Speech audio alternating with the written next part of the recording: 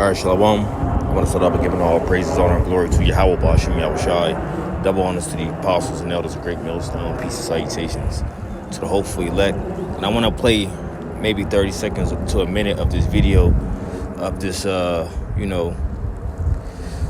Israelite woman, because biblically that's, who she is, But I want to play this quick clip of this so-called black woman and the mindset of how a lot of black people, so-called, right, believe they can somehow break the curses that's upon them. So I just want to play about 30 seconds to a minute of this clip.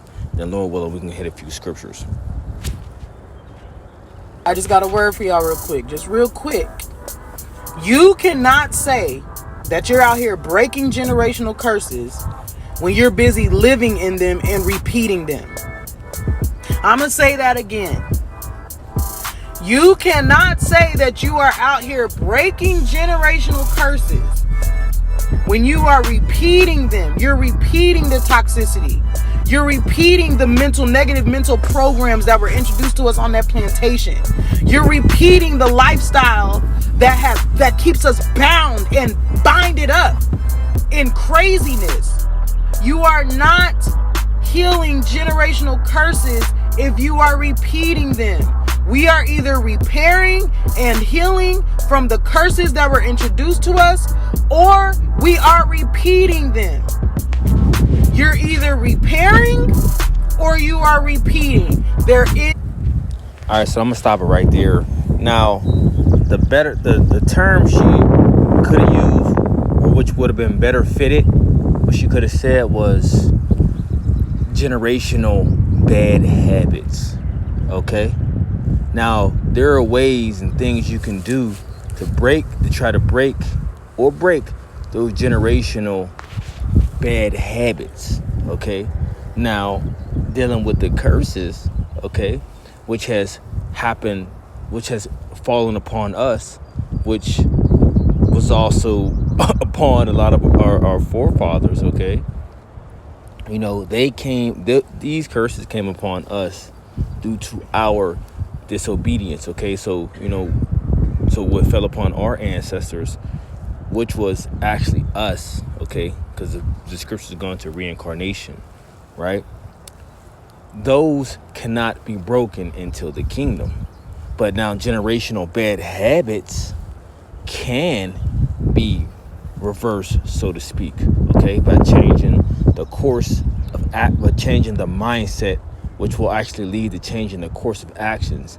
And I'm dealing with the generational bad habits, okay, which a lot of our people have cleaved and stuck upon until this day. Like when you're dealing with black culture, when you're dealing with Latino culture, Native American culture, okay, those are bad habits. There's another word I'm looking for, but I can't, it's not hitting the top of my mind. But so I'm just going to use the things that people are doing are not just only bad, but bad and wicked habits. Okay, but now dealing with the curses, okay, which a lot of our people don't understand, which has fell upon us, is because they do not want to deal and they do not want to acknowledge the holy scriptures. Okay, so Lord willing, I'm trying to make this quick as possible. Just on a lunch break, quick hit. So I'll start with this first. Let's go to the book.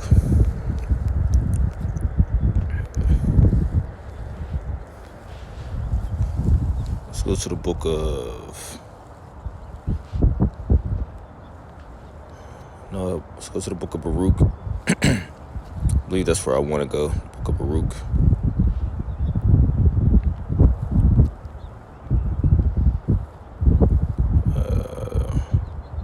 No, it is Baruch, but I believe it's Baruch chapter 1 verse.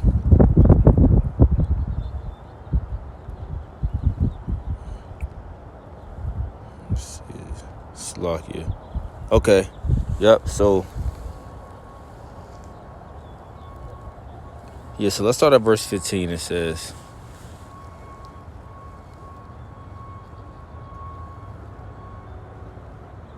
Yeah, 15 is all right. So it says, and ye shall say to the Lord our power belongeth righteousness, but unto us the confusion of faces, as it has come to pass this day unto them of Judah and to the inhabitants of Jerusalem, and to our kings, and to our princes, and to our priests, and to our prophets, and to our fathers, for we have sinned before the Lord, and disobeyed him, and have not hearkened unto the voice of the Lord our God, to walk in his commandments that he gave us openly, since the day that the Lord brought our forefathers out of the land of Egypt.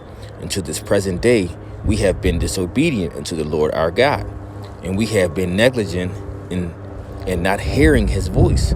Wherefore the evils cleaved unto us, and the curse which the Lord appointed by Moses his servant at the time that he brought our fathers out of the land of Egypt, to give us a land that floweth with milk and honey, like as it is to see this day. Nevertheless, we have not hearkened unto the voice of the Lord our God, according unto all the words of the prophets whom he sent unto us. But every man followed the imagination of his own wicked heart, to serve strange gods, and to do evil in the sight of the Lord our God. So what you see today of the things that people do today, okay, the wicked mindset and the actions of what our people do today, it have turned into pleasures into them. It have turned into the thing of this is cultural based of the norm of this people. When you think about, Moism going on man, woman on woman, okay, our people have adopted that as a part of the norm of the culture. Okay, let's let's deal with certain unclean food that goes against the dietary law of what the Lord told us not to eat. When you're dealing with pork, when you're dealing with lobster, when you're dealing with crawfish and clams and shrimp, things of that sort, right? These have fell into our people accept that of these foods to be of these foods to be of the norm, of the regular, of when they have family, gatherings. You see these specific foods always there. Why? Because they have made this a part of their culture, a part of their norm. Okay? But according to their true culture, according to their true heritage, okay, according to the wisdom that they should be following, the law, statutes, and commandments, of what the Lord have given unto us, which will be the wisdom and sight of the nations, our people despise that. Okay, they cast that off and say, we don't want to deal with that. We don't want to deal with righteousness. And what they adopted into themselves? Wickedness. Okay? Wickedness. And this is what they do accept. But when it comes to dealing with what the Heavenly Father said do, they don't accept. Okay? So, she's talking about breaking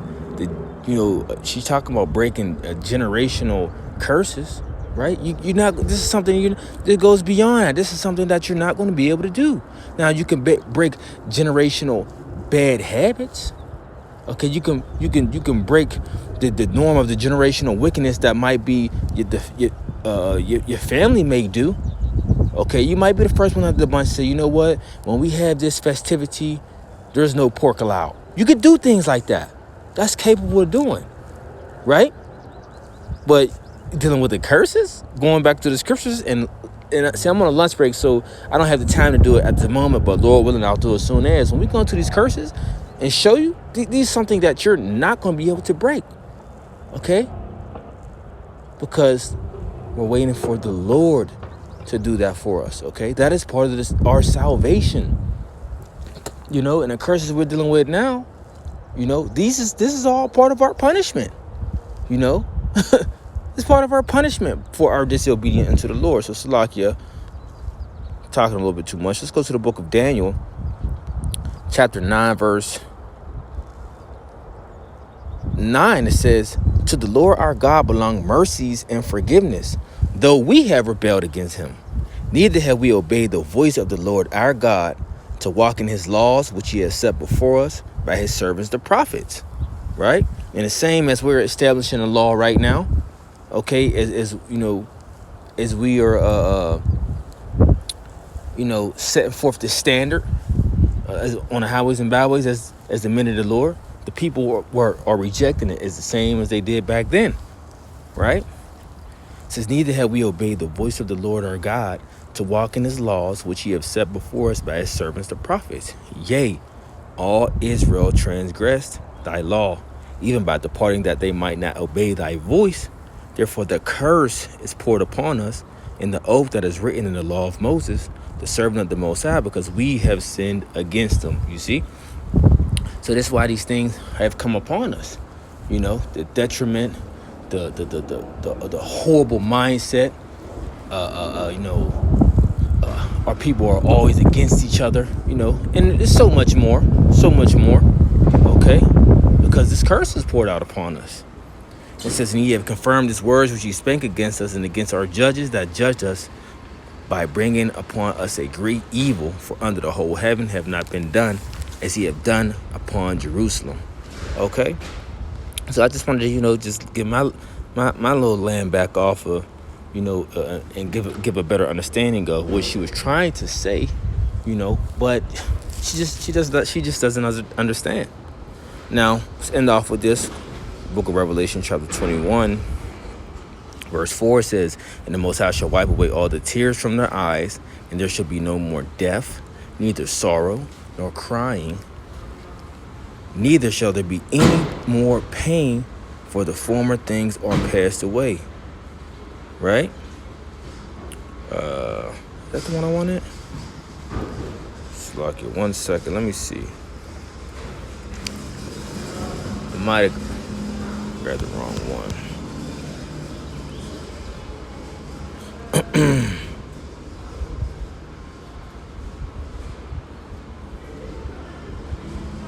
Slock it. That's the wrong one, right? So, but that's coming too. That's coming for us too. Of no more sorrow, no more pain, and all the affliction that has been coming upon us is going to be all taken away, right? But this is what I want in Revelation chapter 22, verse 3. It says, and there should be no more curse, but the throne of the Most High and of the Lamb shall be in it, and his servants shall serve him. So that's the point I wanted to touch of. The curses is going to come upon us, but this is going to take place when Heavenly Father Yahweh sends his only begotten Son Yahweh Shai back to return and deliver us from the captivity that we're in, and there will be no longer afflicted in captivity no more. Okay, so that's when this curse that people are complaining about will be taken away. So Lord willing, hope was edifying. So next time I want to say shalom.